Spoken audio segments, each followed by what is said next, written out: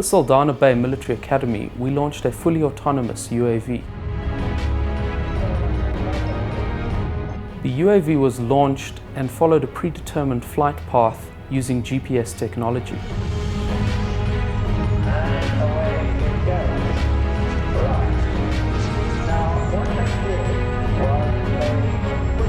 An onboard video camera mounted to a gimbal system can be controlled through the use of VR goggles which track head movement as well as displaying onboard in-flight video as the UAV flies. As the operator moves their head left, right, up and down, the camera follows their head movement. Despite the gale force winds at Saldanha Bay, the onboard gyros and telemetry system were still able to keep the aircraft relatively stable and provide us with usable surveillance footage.